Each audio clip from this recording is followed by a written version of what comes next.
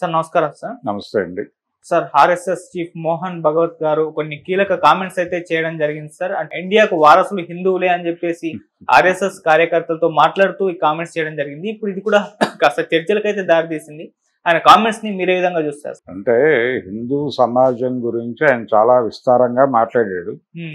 అంటే తనని చాలా మంది అడుగుతారని, ఎందుకు మీరు హిందూ సమాజానికే పరిమితమై వ్యవహరిస్తూ ఉంటారు, పనిచేస్తూ ఉంటారు అని అడిగినప్పుడు ఆయన చాలా స్పష్టంగా ఒక సహనము అలాగే కలుపుకుని వెళ్లే ధోరణి ఉన్నటువంటి ఏకైక సమాజం హిందూ సమాజం అని చెప్పాను నేను అని చెప్పాడు ఆయన ఆ సందర్భంగా. ఇది వెస్ట్ బెంగాల్లో జరిగినటువంటి ఒక ఆర్ఎస్ఎస్ సమ్మిట్లో ఆయన మాట్లాడుతూ చేసినటువంటి వ్యాఖ్యలు. ఇక్కడ నలుగురిని కలుపుకుని వెళ్లే తత్వం ఉంది హిందువులకి అని కూడా చెప్తున్నాడు ఆయన. భిన్నత్వాన్ని ఆహ్వానిస్తాం, మేము భిన్నత్వంలో ఐక్యత చూస్తాం అని చెప్తున్నాడు. ఈ చెబుతూనే ఒక చురక కూడా వేశాడు. కొంతమంది భిన్న స్వరాలు వినిపించినటువంటి సమూహాలు, అంటే సమూహం అనే అన్నాడు ఆయన, భిన్న స్వరం వినిపించినటువంటి ఒక సమూహం వేరే దేశంగా వెళ్ళిపోయింది అన్నాడు. ఆయన ఉద్దేశంలో పాకిస్తాన్ ఏర్పడిపోయింది కాబట్టి ఈ దేశానికి వారసులు హిందువులే అని కంక్లూడ్ చేశాడు ఆయన. అంటే ఇతర మతాలతో మాకు ఘర్షణ లేదు, కానీ ఆర్ఎస్ఎస్ హిందూ మతం వరకే పరిమితమై పనిచేస్తుంది అని చెప్పాడు. అయితే ఈ వెనకాల సెన్స్ ఏమిటి అనేది చూస్తే, ఒకటి ఆయన ప్రధానంగా చెప్పింది మేము ఎవరితోనూ ఘర్షణకు వెళ్ళం అనేది ఒకటి. ఆల్రెడీ ఘర్షణ పడాలనుకున్నటువంటి వాళ్ళు వెళ్ళిపోయి వేరే దేశంగా ఏర్పడిపోయారు, వాళ్ళ తాలూకా ఎవరైనా ఉంటే వెళ్ళిపోవచ్చు ఇమ్మీడియట్గా ఒకటి. రెండోది ఆయన చాలా స్పష్టంగా చెప్తున్నాడు ఈ దేశం హిందువులది అని. ఈ దేశపు వారసులు, భారతదేశం వారసులు హిందువులు అనడం మనగా ఈ దేశం హిందువులది, పాకిస్తాన్ ముస్లింలది, ఈ దేశం నుంచి విడిపోయింది, మీరు ఇక్కడ ఉండాలనుకుంటే మేము ఎవరితోనూ ఘర్షణ పడం, మీరు సరెండర్ అయి ఉండండి, లేదంటే వెళ్ళిపోండి. ఇది వారి సందేశం. అందుకని మేము హిందూ సమాజం గురించి మాత్రమే మాట్లాడతాం, హిందూ సమాజం గురించి మాత్రమే పనిచేస్తాం అని స్పష్టంగా వాళ్ళ ఎజెండా ఏమిటో చెప్పేశాడు ఆయన.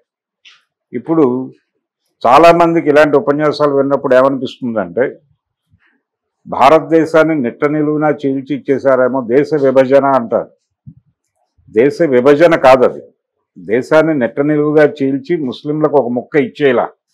పాకిస్తాన్ అనేది ఏమిటి, పంజాబ్ రాష్ట్రంలో ఒక ముక్క, అంతకుమించి ఏమీ కాదు. పంజాబ్లో ఒక ముక్కే పాకిస్తాన్, భారతదేశంలో ముక్క కాదు అది. కానీ ప్రపంచం అలా చూడదు, వీళ్ళు అలా మాట్లాడరు. ఈ దేశాన్ని నెట్ట నిలువుగా చీల్చి వాళ్ళకి ఇచ్చేసా ఒక ముక్క అన్నట్టు మాట్లాడతారు. ఇప్పుడు వారు కూడా అదే మాట్లాడుతున్నారు, మోహన్ భగవత్ కూడా అదే అభిప్రాయం. అలాగే బంగ్లాదేశ్ ఏమిటి, బెంగాల్లో ఒక ముక్క. అంటే పాకిస్తాన్ ఏర్పాటు అనేది ఆ రోజున చూస్తే ఒక 2 రాష్ట్రాలలో 2 ముక్కల్ని పాకిస్తాన్గా ఇచ్చారు అంతే, అంతకుమించి దేశాన్ని చీల్చి ఇచ్చేలా. అది గమనించాలి. అందుకని ఏం చెప్తున్నాడు, ఇక్కడ ఉన్నారు, ఇక్కడ ముస్లింలు ఉన్నారు, ఇంకా ఉండొచ్చు, వాళ్ళని మేమేం డిస్టర్బ్ చేయం. వాళ్ళు ఎలా ఉండాలి, వినమ్రతతో వ్యవహరిస్తే మేము వారిని ఏమీ అనం, వారు బతకచ్చు. మేము దీన్ని భిన్నత్వాన్ని గౌరవిస్తాము, ఐక్యత కోరుకుంటాము, ఇవన్నీ చెప్పాడు. మళ్ళీ ఈ మాటలు వాడటం వెనకాల ఉద్దేశం ఏంటంటే సరెండర్ అవ్వండి, సరెండర్ అయి ఉండండి, బుద్ధిగా అణిగి మణిగి ఉండండి, నో మోర్ ఆర్గ్యుమెంట్స్, మీరు మాకు అనుకూలంగా వ్యవహరించండి, ఎన్నికలు వచ్చినప్పుడు మాకు అనుకూలంగా ఓట్లేయండి. ఇది కూడా వారి సందేశంలో అంతర్భాగమే. ఇది చెబుతూ ఇప్పటికే దేశాన్ని చీల్చి ఇచ్చేసాం, మేము చాలా పెద్ద త్యాగం చేసాం మీకోసం, మాదైన దేశాన్ని మీకోసం ఇవ్వటం అంటే అది మామూలు విషయమా అంటున్నాడు ఆయన. కాబట్టి ఇక మిగిలింది మాదే కదా, ఈ దేశానికి మేమే వారసులం, హిందువులే వారసులు, కాకపోతే మిమ్మల్ని క్షమించి ఇక్కడ ఉంచుతున్నాం, దట్స్ ఆల్, అంతవరకే మీరు వ్యవహరించండి, మీకు లిమిటేషన్స్ ఉన్నాయి, మీకోసం ఒక దేశం ఇచ్చామనే విషయం అనుక్షణం మీ మెదడులో మెదులుతూ ఉండవలను అని చెప్తున్నారు ఆయన. కాబట్టి ఆయన కాంటెక్స్ట్లో భారతదేశంలో ఎవరైనా ఉన్నటువంటి అన్ని మైనారిటీ మతాలు కూడా హిందుత్వాకి సరెండర్ అయి ఉండాలి, హిందుత్వాకి లొంగి ఉండాలి అని వార్నింగ్ కాల్ అది. ఆ వార్నింగ్ కాల్ని సాఫ్ట్ టోన్లో చెప్పాడు. చెప్పి ఈ దేశం మాది మీది ఇలాంటి పిచ్చి మాటలు మాట్లాడద్దు, ఈ దేశం సంపూర్ణంగా హిందువులది అనేది మీరు గుర్తించండి. ముందు ఈ దేశం హిందువుల దేశంలో మనం బతుకుతున్నాం. మన్ని బతకటానికి వాళ్ళు ఎంతో దీంతో అంటే ఎంతో సాఫ్ట్ కార్నర్తో ఎంతో సుహృద్భావపూరితమైనటువంటి వాతావరణంలో వాళ్ళది ఎంతో విశాలమైన మనసులై ఉండటం చేత వాళ్ళు మన ఇక్కడ బతకనిస్తున్నారు. కాబట్టి వాళ్ళకి కృతజ్ఞులై బతకాలి మనం అని మీరు అందరూ అనుకోండి అని చెప్తున్నాడు ఆయన. అందుకని ఆ కలకత్తా ఉపన్యాసం వెస్ట్ బెంగాల్లో జరిగింది, అది ఎక్కడో, అక్కడ ఆయన ఆర్ఎస్ఎస్ క్యాడర్ను ఉద్దేశించి ఈరోజు చేసినటువంటి ప్రవచనం అది. ఈరోజు ప్రవచనంలో ఆయన చాలా స్పష్టంగా ఈ దేశం మాది అని చెప్పాడు.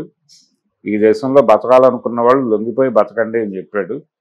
మేము అడ్జస్ట్ అవుతాం, నో ప్రాబ్లం, మేము మాకు అవన్నీ ఉన్నాయి.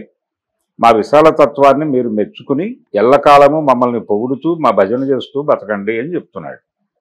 చెప్తూ మీకు ఈ దేశాన్ని చీల్చి ఎప్పుడో ఇచ్చేసాం కాబట్టి ఇంకా మీకు ఇవ్వబడేవి ఏమీ ఉండవు, మీరేదో వస్తుందని కోరుకోకండి, మీరు దిక్కు లేక మా దగ్గర పడున్నారు, అలాగే ఉండండి, మేమేమనం అని చెప్తున్నాడు.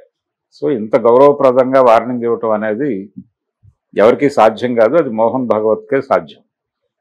ఆయనకు మాత్రమే సాధ్యమైన పద్ధతిలో ఆయన వార్నింగ్ ఇస్తూ అక్కడ ఉన్నటువంటి క్యాడర్, ఆర్ఎస్ఎస్ క్యాడర్ మనోస్థైర్యాన్ని పెంచే పద్ధతిలో ఆయన ఉపన్యాసం నడిచింది. వాళ్ళు చాలా మిలిటరీ దీంతో మాట్లాడతారు, చాలా దీంతో ఉంటుంది, అంటే హీరోయిక్గా ఉంటుంది. దాంతోపాటు చాలా అగ్రెసివ్గా మాట్లాడతారు వాళ్ళు. ఇంత అగ్రెసివ్గా మాట్లాడుతున్నారేమిటి అనిపిస్తుంది, కానీ ఆ లెవెల్లో మాట్లాడితే తప్ప కనెక్ట్ కారు వాళ్ళు. అంటే వాళ్ళ క్యాడర్లో మనోస్థైర్యం నింపటమే కాదు, ఒక రకమైనటువంటి ఇంకా వేరే విషయాలు ఆలోచించకుండా ఇదే మార్గం అనుకుని ముందుకు వెళ్ళిపోవాలి.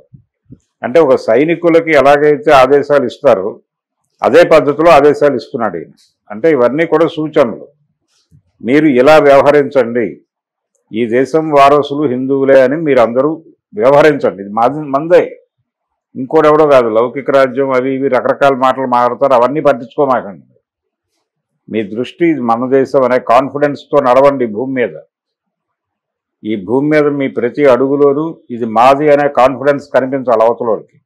మీరు అడిగేస్తే వాళ్ళు భయపడాలి అన్న టోన్లో చెప్పాడు. చెప్పి వాళ్ళని కూడా బతకనిద్దాం, మనమేమి దుర్మార్గులం కాదు, కానీ ఎంతలో ఉండాలో అంతలో ఉండి బతకాలి. వాళ్ళు నిరంతరం కూడా మన విశాలతత్వం గురించి తెలిసి మెలగాలి. ఆ తెలిసి మెలిగితే ఇబ్బందులు ఉండవు. తెలిసి కూడా మేము మా అంతటి వాళ్ళం మేము అని కనుక తోకసాడిస్తే క్షమించం, ఉపేక్షించకూడదు అని చెప్తున్నాడు. అలా సర్వసన్నద్ధంగా ఉండండి అని తన పటాలాన్ని సిద్ధం చేసే ప్రయత్నంలో భాగంగా వారు అంటే బెంగాల్ని కంట్రోల్లో తీసుకోవటం అనే ఒక ప్రోగ్రాం నడుస్తోంది. నెమ్మదిగా రేపు రాబోయే ఎన్నికల్లో దీదీ ఇంక నీ సేవలు చాలు బెంగాల్కి, మేము చూసుకుంటాం అనే పరిస్థితిలోకి రావాలనే ప్రయత్నం జరుగుతోంది అక్కడ. సంఘ్ పరివార్ ఆ ప్రయత్నంలో భాగంగానే ఇప్పుడు కలకత్తాలో మోటివేషనల్ క్యాంప్స్ పెడుతున్నారు వాళ్ళు. ఆ మోటివేషనల్ క్యాంప్స్లో భాగంగానే బెంగాల్లోనే జరిగినటువంటి ఒక ఫంక్షన్లో, ఒక ఈవెంట్లో, వాళ్ళ సంస్థాగతమైన ఈవెంట్స్, వాళ్ళు క్యాంపులు నిర్వహిస్తారు. జిల్లా స్థాయిల్లో క్యాంపులు నిర్వహిస్తారు, రాష్ట్ర స్థాయిల్లో క్యాంపులు నిర్వహిస్తారు. చాలా పెద్ద ఎత్తున వాళ్ళ బైఠక్లు ఉంటాయి. అంటే వాళ్ళందరూ కూర్చుని ఎలా వ్యవహరించాలనే దానికి సంబంధించి ఒక వ్యూహ రచన జరుగుతుంది. అది కింది స్థాయి నుంచి జరుగుతుంది, గ్రామ స్థాయి నుంచి కూడా జరుగుతుంది. అంత ఆర్గనైజ్డ్ ఫోర్స్ అది రాష్ట్రీయ. అందుకని దాని రూట్స్ బలంగా ఉండేలా చూసుకుంటారు వాళ్ళు అనుక్షణం. ఒక రకమైనటువంటి దీనిలో ఉండాలి. అక్కడ ఉన్నటువంటి ఆర్ఎస్ఎస్లో ఉన్న వాళ్ళందరూ కూడా ఆ ఎమోషన్ ఏ క్షణము వాళ్ళలో మిస్ కాకుండా నిరంతరం దాన్ని పరిరక్షిస్తూ ఉండటమే నాయకత్వం చేసే పని. ఆ ఎమోషన్ని కాపాడటం కోసమే అగ్రెసివ్గా మాట్లాడతారు. అదే అగ్రెసివ్ స్టేట్మెంట్ ఈరోజు మోహన్ భగవత్ గారు ఇచ్చేశారు అక్కడ. Okay sir. కాబట్టి మైనారిటీలు చాలా జాగ్రత్తగా వ్యవహరించాలి, వాళ్ళు దగ్గర పెట్టుకుని వ్యవహరించాలి, వినమ్రతతో వ్యవహరించాలి. హిందూ సమాజం యొక్క విశాల తత్వాన్ని ఆర్ఎస్ఎస్ యొక్క విశాల తత్వాన్ని అర్థం చేసుకుని